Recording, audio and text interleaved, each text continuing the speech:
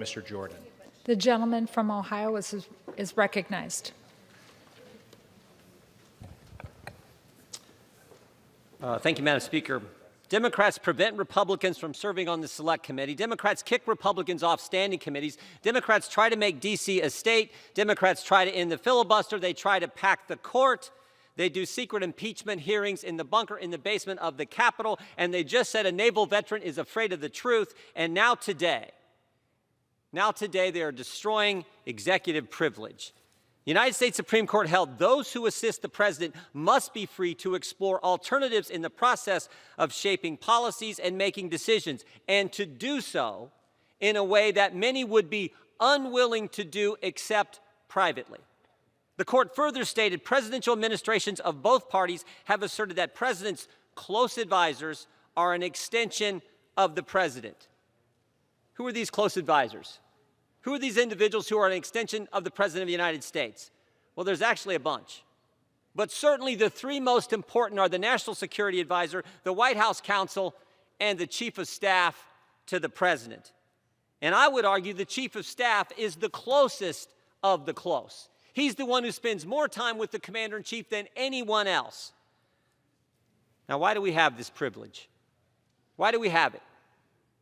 Why is the decision-making process between the president and his close advisors a private matter? Why is that? Well, guess what? The Supreme Court told us the answer to that one, too. Quote, executive privilege serves the necessity for protection of the public interest in candid, objective, and even harsh opinions in presidential decision-making. Let me just say that again. Executive privilege serves the public interest. It's for us. It's for we the people. It's not for President Trump. It's not for Mark Meadows. It's not for any president. It's not for any chief of staff. It's for the country. But the Democrats, they're not going to worry about that. They're going to forget about that because they think this is good politics. They think this is all about politics. They used to care. They used to care about executive privilege when Republicans wanted information. During the Fast and Furious scandal, President Obama asserted executive privilege for bureaucrats at ATF and DOJ. And think about it. A bureaucrat in a federal agency gets privilege, but not the chief of staff to the president, because Mark Meadows worked for President Trump. And Democrats have been out to get President Trump before he ever took office when they first tried to spy on him, actually did spy on him in 2016. They're going to destroy this precedent even though this very question is in front of the courts as we speak. They're going to destroy this precedent that's been around since 1794 when our first president first asserted it. And for what? What did Mark Meadows do? He gave the committee thousands of emails. He gave the committee thousands of text messages. And he agreed to come in front of the committee and answer any question as long as it didn't violate executive privilege. The privilege that's not his to waive, it belongs to the president. The privilege that the court said is critical to executive decision-making, the privilege that exists for the benefit of we, the people, and the privilege that's been around since George Washington asserted it. But Democrats says, nope, not good enough, Mr. Meadows. You've got to come in and answer any and every question we ask you, or we're going to try to put you in prison. It's disgusting. It is so disgusting. Think about it. We weren't allowed to know who the anonymous, so-called anonymous whistleblower was when they tried to impeach President Trump, did impeach President Trump, but Democrats can destroy executive privilege? We weren't allowed to, the country wasn't allowed to know what took place in that bunker in the basement of the Capitol during impeachment, but they get to know any and everything they want about conversations between the president and his top advisor. This is so wrong.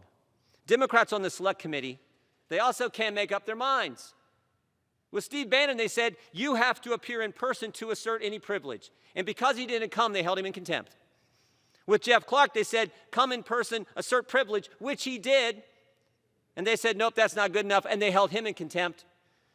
And now with Mark Meadows, he gave him thousands of documents and agreed to come. And they still said, not good enough. Not good enough. What a charade. Make no mistake. When Democrats vote in favor of this resolution, It is a vote to put a good man in prison. That is what don't pretend to argue either. Don't even attempt the argument. No, no, no. This is just the House acting. The Justice Department will make a decision whether to prosecute or not. Come on, is there anyone who believes that? It took the Attorney General all of 5 days to treat parents as terrorists.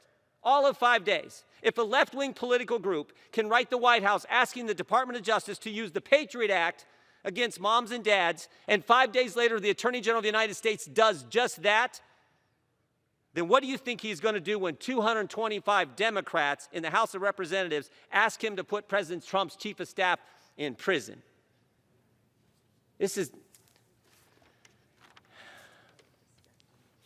I've been in Congress a while, 15 years. I've seen Democrats weaponize the government to attack their political opponents. 10 years ago, they used the IRS to target good people around this country, good conservative people.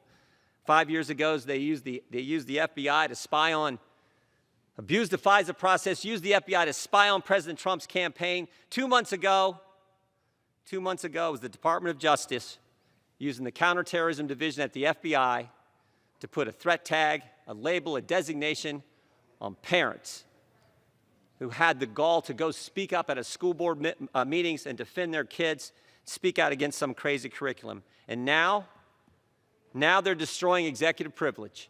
Now they're attacking that. And this might be the worst. Destroying a precedent that has been around since George Washington and treating Mark Meadows as a criminal.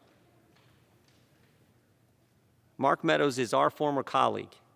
He is a good man, and he is my friend.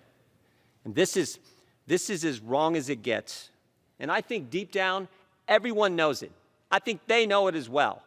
They know this is wrong. We've all served with this guy. He is co-sponsored. He's done more work with Democrats than probably any Republican. We all know what a good man he is, and this is as wrong as it gets. You all know it. But your lust for power, your lust to get your opponents is so intense, you don't care.